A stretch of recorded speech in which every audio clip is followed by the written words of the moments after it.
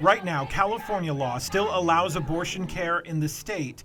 Recently, Governor Gavin Newsom signed 13 new laws further protecting abortion care for providers and patients both in and out of California.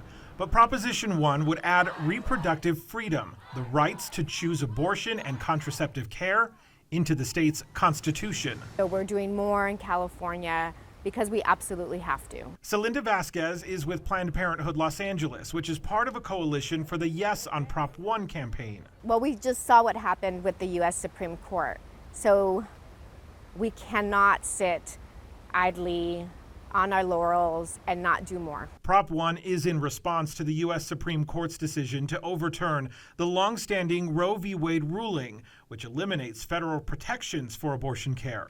In addition to this ballot measure, the governor and state lawmakers also approved a $220 million budget to help women in and out of California get safe and easy access to abortion services here. So with that, if we're inviting this out-of-state chaos into the California healthcare system, this will only exacerbate the healthcare system as it is and hurt California healthcare. Catherine Hadro is with the No Proposition 1 campaign, which says because of the state's new and existing laws, the ballot measure is unnecessary. Catholic church leaders across the state also oppose Prop 1, believing human life begins at conception, denouncing what it calls a throwaway culture. Proposition 1 is extreme in that it would remove all restrictions on abortion, allowing for late-term abortion, even up until the moment of birth, even if both mother and baby are healthy. Hadro acknowledges there is no specific language in the proposition to support that, but she says vague language could eventually open that door. That will end up being a matter for the courts, and that, of course, is a little harder to predict. Jack Pitney is a professor of politics at Claremont McKenna College.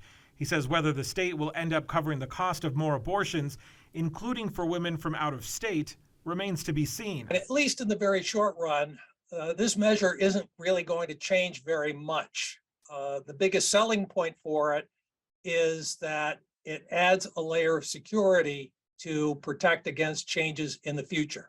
If Prop 1 fails at the polls, abortion care will still be legal in California. And once ballots go out, you have until November 8th to decide yes or no for Proposition 1. In downtown LA, Rick Montanez, KCAL 9 News. And once those ballots go out, you have until November 8th to decide yes or no for Proposition 1.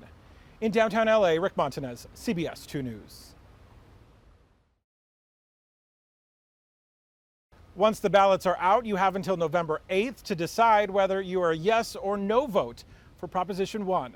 In downtown LA, Rick Montanez, CBS 2 News this morning. And once the ballots are out, you have until November 8th to decide yes or no for Proposition 1. In downtown LA, Rick Montanez, CBS News, Los Angeles.